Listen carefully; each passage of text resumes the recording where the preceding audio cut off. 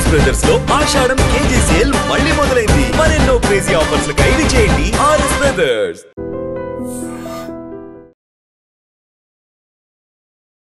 Nellore central jail నుంచి ఓ ఖైదీ తప్పించుకు పారిపోయాడు. పరారీలో ఉన్నటువంటి ఆ ఖైదీ కోసం ఇప్పుడు పోలీసులు ముమ్మరంగా గాలింపు చర్యలు కొనసాగిస్తూ ఉన్నారు. అయితే ఇతను ఒక మర్డర్ కేసులో ప్రస్తుతం జైలు శిక్ష అనుభవిస్తున్నాడు. నెల్లూరు ఓపెన్ జైల్లో వ్యవసాయ పనులు కూడా చేస్తూ ఉంటాడు ఇతను.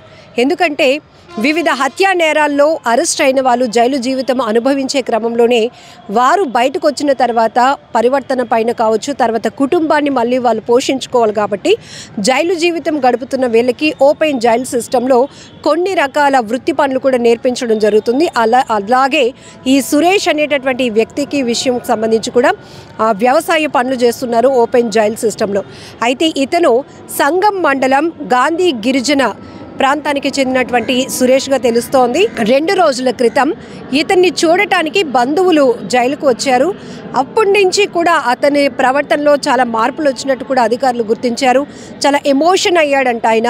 సో క్షణికావేశం కావచ్చు, ఉద్దేశపూర్వకంగా కావచ్చు, చాలా వరకు హత్యా నేరాల్లో పాల్పడుతున్న వాళ్ళు జైలు జీవితం అయితే అనుభవించక తప్పదు. కానీ ఆ సమయంలో వారిలో కొంతమందిలో చాలా తక్కువ టైంలోనే రియలైజేషన్ వస్తుంది.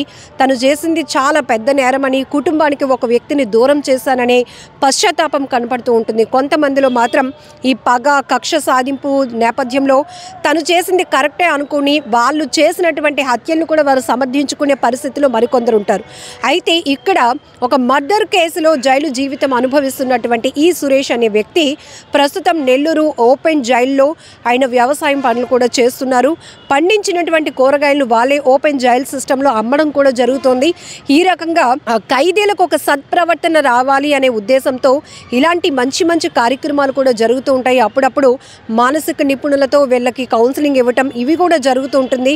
వాళ్ళ అబ్జర్వేషన్ పీరియడ్లో వాళ్ళల్లో ఎలాంటి పరివర్తన వచ్చింది, రియలైజ్ అవుతున్నారా, వాళ్ళు చేసింది నేరం చాలా దారుణమని వాళ్ళు తెలుసుకోగలిగారా, ఇలాంటివి కూడా ఎప్పటికప్పుడు డాక్టర్స్ ద్వారా వాళ్ళకి మెడికల్ చెకప్స్ ఎలా జరుగుతాయో సైకాలజిస్టులతో మానసిక పరిస్థితి పైన కూడా ఒక అబ్జర్వేషన్ అనేది ఉంటుంది.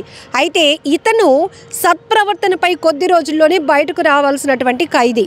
కానీ ఇంతలోనే 2 రోజుల క్రితం కుటుంబ సభ్యులు ఆయన చూడటానికి జైలుకు వెళ్ళినప్పుడు ఆయన మనసు నిండా దుఃఖంతో ఉండిపోయాడంట.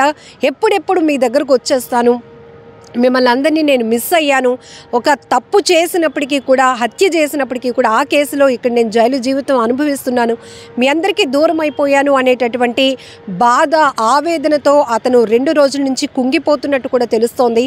ఈ నేపథ్యంలోనే అయితే ఇక్కడ ఆలోచించాల్సిన విషయం, సత్ప్రవర్తనపై విడుదల కావాల్సినటువంటి ఖైదీ ఇలా ఓపెన్ జైలు నుంచి పరారీ అయిపోవడం అనేది ఒక రకంగా చెప్పాలంటే బాధాకరమైన విషయమే. ఎందుకంటే ఇప్పుడు సత్ప్రవర్తన పక్కన పెట్టి ఈయన బయటకు పంపించడానికి కూడా మళ్ళీ అధికారులు ఆలోచించాల్సిన పరిస్థితి వచ్చేసింది. కానీ అధికారులు చెప్తున్నారు, జైలు అధికారులు 2 రోజుల క్రితం కుటుంబ సభ్యులు ఎవరైతే ఇతన్ని కలవటానికి వచ్చారో అప్పటి నుంచి అతనిలో చాలా మార్పు వచ్చింది. చాలా దుఃఖంలో ఉండిపోయాడు. ఎప్పుడెప్పుడు వాళ్ళ దగ్గరికి వెళ్ళిపోతానా అనే ఆతృత అతనిలో కనపడుతోంది. కాబట్టి ఒకవేళ ఆ రకంగా బయటకు వెళ్ళి కుటుంబానికి దగ్గర అవ్వగలుగుతాను అనే క్రమంలో అతను పారిపోయి ఉన్నాడా, పరారీ అయ్యాడా అనే విషయంలో కూడా కుటుంబ సభ్యులు కూడా వాకప్ చేస్తున్నారు. అయితే ఏ ప్రాంతానికి చెందినవాడు అనే దానిపైన కూడా ఇప్పటికే అధికారుల దగ్గర పూర్తి వివరాలు ఉంటాయి. కాబట్టి అతనికి సంబంధించి ఏ స్టేషన్లో ఇప్పటికే కేసు ఫైల్ అయ్యి జైలు జీవితం అనుభవిస్తున్నాడు, ఇవన్నీ కోణాల్లో కూడా నెల్లూరు జిల్లాలోనే కాదు చుట్టుపక్కల ప్రాంతాల్లో ఉన్న అన్ని పోలీస్ స్టేషన్స్ని కూడా అలర్ట్ చేయడం జరిగిన అటువంటి విషయం. అయితే ఇక్కడ ఒకటి ఆలోచించాలి, కరుడుగట్టిన నేరస్తులు కూడా అతి కొద్ది రోజుల్లోనే కుటుంబానికి దూరం అయిపోయినప్పుడు వాళ్ళలో ఒక పశ్చాత్తాపం కనబడుతూ ఉంటుంది. ఇలాంటి వాళ్ళల్లో ఇంకా బయటకు వచ్చినాక మళ్ళీ ఇదే రకమైన నేర ప్రవృత్తి కొనసాగించకుండా ఉండాలి. ఇలాంటి వాళ్ళ వల్ల మళ్ళీ సొసైటీకి ఎలాంటి ఇబ్బందికర వాతావరణం ఉండకూడదనే ఉద్దేశంతో రకరకాల ప్రోగ్రామ్స్ని కూడా ప్రభుత్వాలు డిజైన్ చేస్తున్నాయి. ఈవెన్ జైలులో కూడా చాలామంది టాలెంటర్స్ ఉంటారు. వాళ్ళ టాలెంట్ని గుర్తిస్తారు. చదువుకోవాలి అని ఆసక్తి ఉన్న వాళ్ళని చదివించే ప్రయత్నాలు జరుగుతూ ఉంటాయి. అక్కడికే ఫ్యాకల్టీని రప్పించడం, చదవడం ఇవి కూడా చూస్తుంటాం. పెద్దవాళ్ళు అయితే కనుక ఒకవేళ కక్షపూరితంగా, ఉద్దేశపూర్వకంగా సుపారీ తీసుకొని హత్యలు చేసే నేర ప్రవృత్తి ఉండి ఇక్కడ వాళ్ళపైన పోలీసులు కేసు ఫైల్ చేసి జైలు జీవితం అనుభవించే వాళ్ళు కూడా అతి తక్కువ టైంలో రియలైజ్ అవుతూ ఉంటారు. కుటుంబానికి దూరం అయిపోతే ఆ బాధ ఎలా ఉంటుందో తెలుసుకోగలుగుతారు. ఆ క్రమంలోనే ఇక ఇలాంటి జీవితం నాకొద్దు, నేను మారిపోవాలనుకుంటున్నాను, బయటకు వెళ్ళిన తర్వాత నాలో ఒక కరుడుగట్టిన నేరస్తుల్లా కాకుండా ఒక మంచి ప్రవర్తన కలిగినటువంటి వ్యక్తిగా నేను మళ్ళీ ఒక కొత్త వ్యక్తిగా సొసైటీలో నేను తిరగాలి, నా కుటుంబానికి నా వల్ల ఎలాంటి చెడ్డ పేరు రాకూడదు అనేటటువంటి ఆలోచన కూడా చాలామందిలో కనిపిస్తూ ఉంటుంది. ఆ రకంగానే ఈ ప్రోగ్రామింగ్స్లో కూడా వాళ్ళ ప్రవర్తనని అధికారులు ఎప్పటికప్పుడు మానిటరింగ్ చేస్తూ ఉంటారు.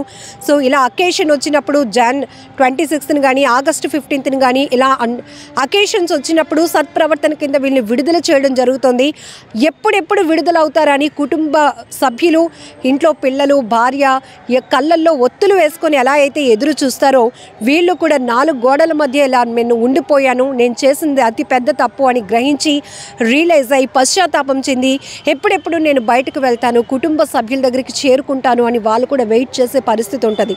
అయితే ఇక్కడ ఈ సురేష్ అనే వ్యక్తి మర్డర్ కేసులో జైలు జీవితం అనుభవిస్తున్న వ్యక్తి కొద్ది రోజుల్లో సత్ప్రవర్తన కింద బయటకు రావాల్సినటువంటి వ్యక్తి కేవలం కుటుంబ సభ్యుల ప్రేమకు కనెక్ట్ అయిపోయాడు, వాళ్ళ ప్రేమకు లొంగిపోయి పరారైపోయాడు అనే కోణంలోనే ఇప్పుడు ఈ డిస్కషన్ అంతా నడుస్తోంది.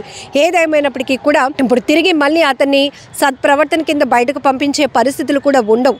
కాస్త ఓపిక పట్టుండుంటే గనక అధికారులే అన్నీ మంచిగా ఒక మంచి ప్రాపర్ వేలో వాళ్ళకి బయటకు పంపించే అవకాశాలు ఉండవు. కానీ అతను కంట్రోల్ తప్పి పరారీ అయిపోయాడు కాబట్టి ఇప్పుడు మిగతా వాళ్ళకి కూడా ఫ్రీడమ్ ఇవ్వాలి అంటే జైలు అధికారులు కొంత అలర్ట్ అవ్వాల్సినటువంటి పరిస్థితి కూడా ఉంటుంది. ఏదేమైనా ఇప్పుడు నెల్లూరు ఓపెన్ జైల్లో సెంట్రల్ జైలు నుంచి ఖైదీ పరారు అవ్వటం, అతని కోసం ముమ్మర గాలింపులు అయితే కొనసాగుతూ ఉన్నాయి.